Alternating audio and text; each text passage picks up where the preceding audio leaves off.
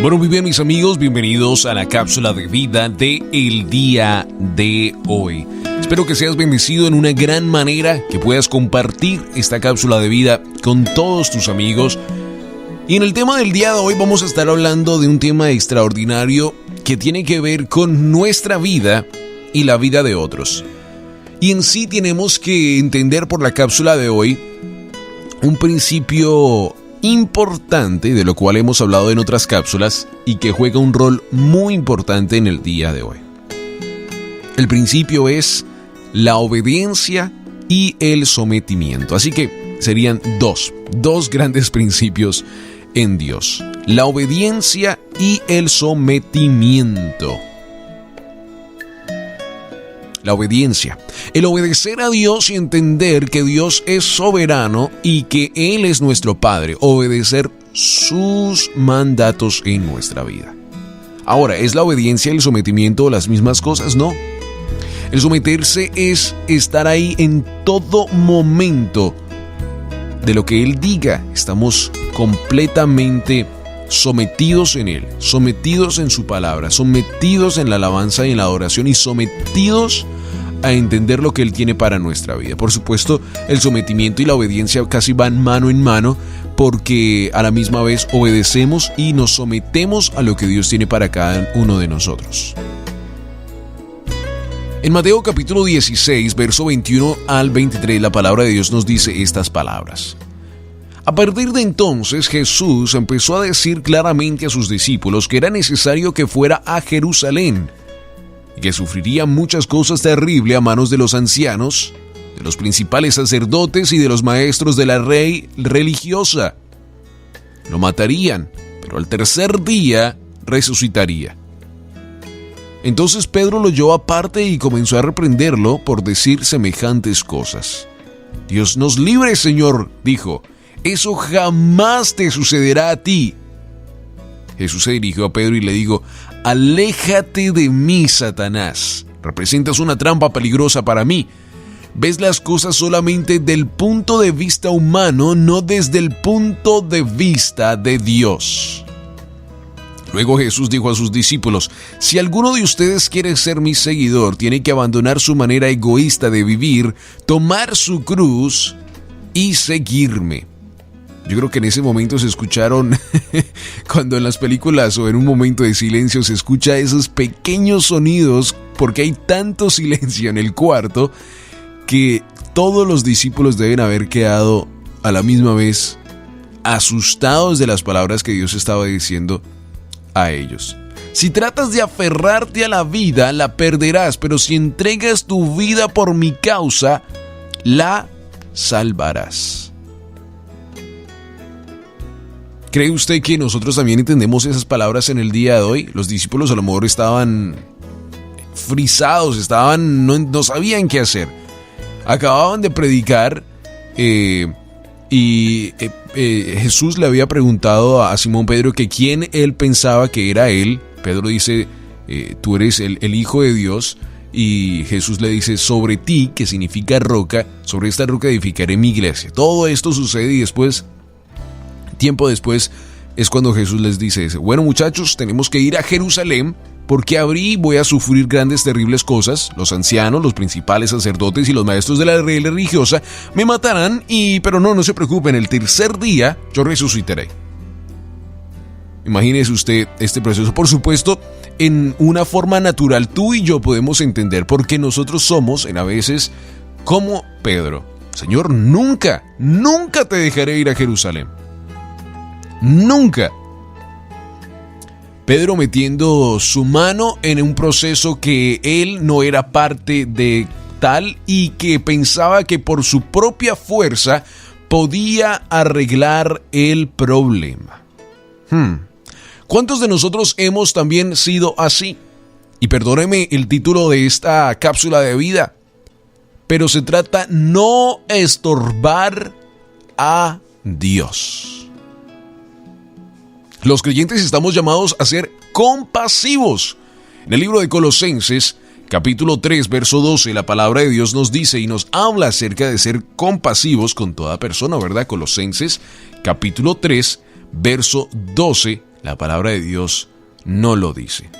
Ahora, ¿qué en verdad Dios nos está llamando a hacer cuando somos compasivos? Dice la palabra del Señor. Dado que Dios los eligió para que sean su pueblo santo y amado por Él, ustedes tienen que vestirse de tierna compasión, bondad, humildad, gentileza y paciencia. Pero debemos mostrar discernimiento cuando practicamos bondad. A veces el intervenir en la vida de alguien podemos estorbar el proceso de Dios. Aprendí esta lección a base de errores en el pasado. A veces me metía, intervenía cuando el Señor estaba tratando de llamar a alguien a una vida de dependencia espiritual. Ofrecía consuelo, por supuesto, cuando nuestro Padre Celestial intentaba que un creyente afligido buscara su consuelo y sacaba a una persona de su problema antes de que ésta aprendiera la lección de Dios. Por lo que poco después acababa en la misma situación, por supuesto.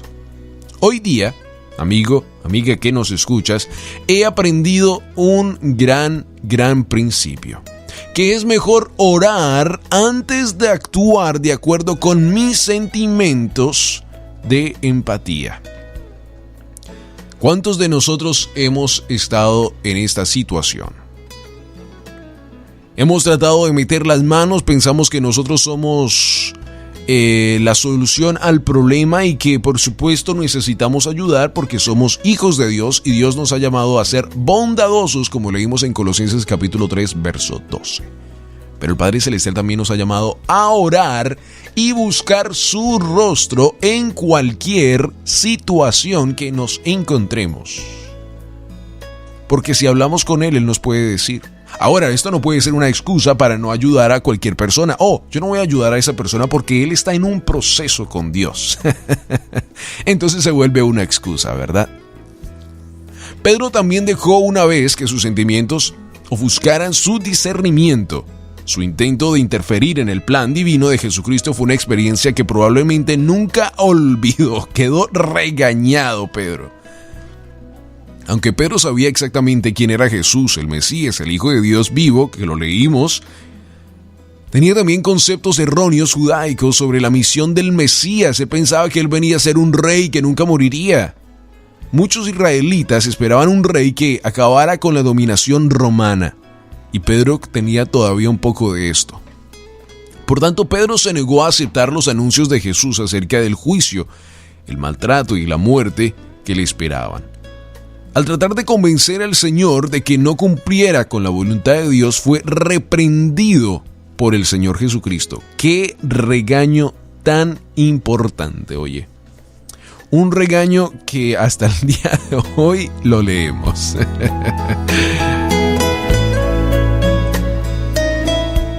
Pero ¿cuántos de nosotros también hemos sido reprendidos, por el Señor Jesucristo cuando metemos las manos en el problema?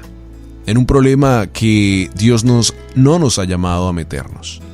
Cada uno de nosotros tenemos diferentes procesos en nuestra vida. Sí, hay veces donde Dios nos manda a ayudar a alguien hasta un cierto punto. Es que allí es el problema.